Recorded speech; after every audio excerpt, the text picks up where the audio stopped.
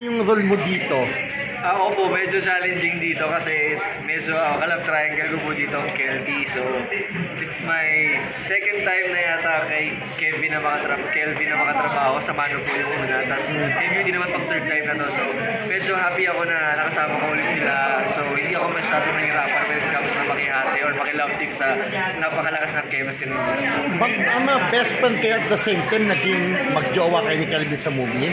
Ay, abangan niyo po yan. Pero yun po, kakilala ko si Kelvin dito, tapos mami ko si Beauty. So, parehas kaming minamahal na lalaki. So, medyo, yun ang dapat yung abangan. May kissing sa kayo ni Kelvin? Ay, abangan niyo po yan. Abangan din. Yan. Dapat niyo po abangan yan. Kaya dapat manood kayo ng After All sa February 28 para malaman niyo kung may kissing scene ba kami dito. Pero nakakailang role ka na yung ganitong role? Sa Ben and Jim, tapos meron ako ginawa sa Our Story. So, apat kasama yung MMFF namin na Broken Hearts Trip ni Christian Bables. So hindi ka nag-worry? Wala ka na sa stage na yan na baka ma-identify? Actually, hindi. Kasi, ngayon sa makiling lalaki na panahon ako matida. So parang feeling ko nalalaro ko na yung, nai-enjoy ko na mag-character actor na iba-iba yung role. So, kung ito naman yung binibigay sa akin, at saka nung sinunod kasi namin to, kasagsagan ng Ben and Jim. Kaya talagang kung bakit ako nakuha dito, isa sa reason is yung BL na ginawa ko. Kaya hindi naman to kinuha ngayon, so matagal na to. Kaya happy lang ako na ito na, finally, makapanood niyo na po isa sa mga pinaghirapan namin last. TJ, kasi di ba reincarnation to, sabi mo gusto mo maging dog. Bakit dog? Hindi mo pinaliwanag kanina. Ay, sorry. Gusto ko ito kasi para feeling ko, yun yung unang mabasa ko kung mag-reincarnate man ako kung tao. Sana sarili ko din or kung tao man, kahit naman sino tao, pero kung hindi man ako tao, siguro dog. Para at least, kasi parang may aso ako, ang sarap magmahal ng aso, so parang naalagaan. Talaga napapasaya ako ng mga aso. DJ, kumusta yung di ba, ko may career ka sa Indonesia? Ayun po, so last January yung nalaman ko na may gagawin ako isang BL sa isang series online. Tinapos ko lang yun kasi December, may kukuha pa kami. Tapos yung habang tinatapos ko kasi yung palabas na yun, nakapag-audition ako sa Makili. Tapos nalaman ko na nakuha ko. So nagpaalam ako sa Indonesia na tatapusin ko lang to. And then yun, hanggang ngayon, naghihintay sila kasi 5-year contract naman yun. So hopefully, nakakailang year na yan wala mo 1 year kasi January yung start eh. Bagong kontrata to. So, meron pa akong 4 na taon susumahin. So, they are willing to wait pero sana doon next time pag pumunta ako doon, hindi muna ako uuwi. That means movies ba yan? Both naman po yun. Pero more on teleserye po. Pinofocus namin doon. Sa TV? TV po talaga. Kasi yung movies doon medyo may fit sila sa language. Gusto nila maganda yung accent ko pa. Pero sa TV kasi pwede medyo laruin. So, sanay ka na sa bahasa? Sanay na naman po ako, pero parang si Ryan po ako. Naiintindihan niyo, pero alam niyo pa rin na Koreano. May accent. May accent pa rin. Pero makakapagsalita na, I can converse, kaya na ako may iwanan. Pero hindi ka nangihinayang na parang pinagpalit mo yung career mo doon? Kasi doon, iba ang career mo eh. Opo, pero actually sa dami ng mga blessing ko po ngayon, dumating, sobrang thankful mo.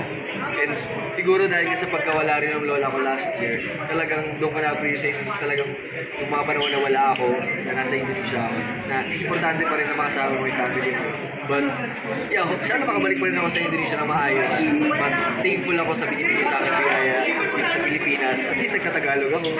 Nakikita na ako ng mga gusto ko mapanood. At nabibigyan ako ng pagkakataon na to kaya hindi ko na sinasayang. Hindi ka ba matidemanda?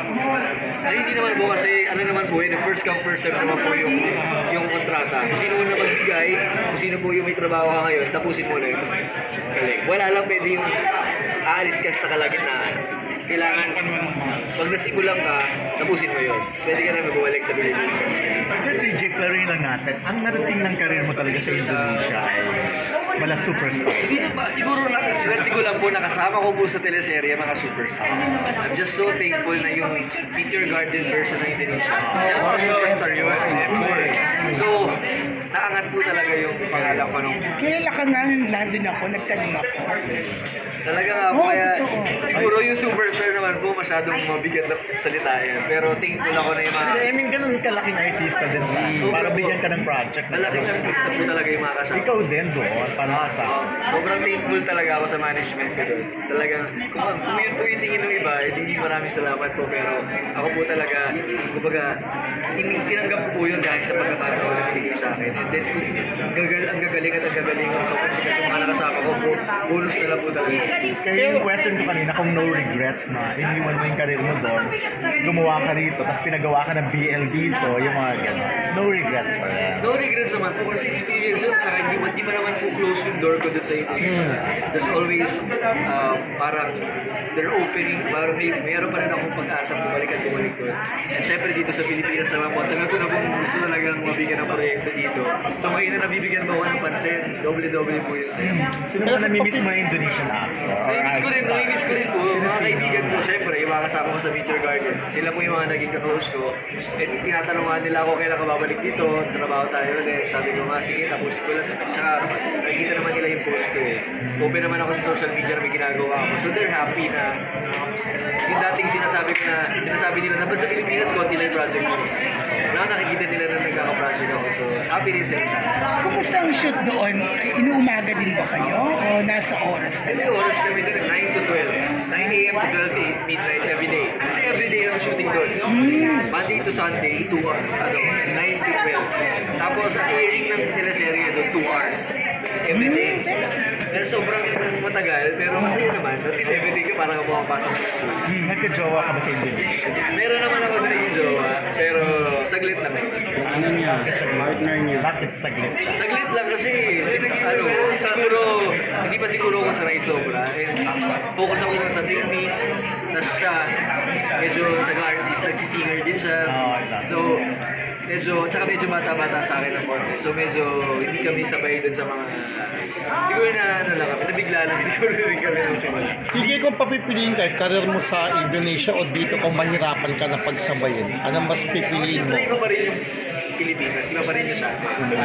At ako, happy naman ako sa napupuntahan ko ngayon, kung ano meron ako. And I'm just so thankful sa lahat ng blessing. Saka yung mga pangarap ko dati, unti-unti na natutupad, kaya sobrang nagkakasalamat ako. Dito ba nagka-jowa? Dito sa Pilipinas? Nagka-jowa ako Artista. dito. Bakit wala? Ay, wala pang artista, harap ako. Hindi mo type ang mga nasa showbiz. Hindi naman tayo, pero siguro dati nagkaroon lang ako ng partner na nag-showbiz. Tapos nagtagal kami, kaya wala kaming ilang years, mga 9 years yata rin. So hindi ako nagkaroon ng chance na makahanap. Pero ngayon single ako. Maghahanap ka na. Naghahanap ako. Actually, naghahanap ako. Simple. Baka naman.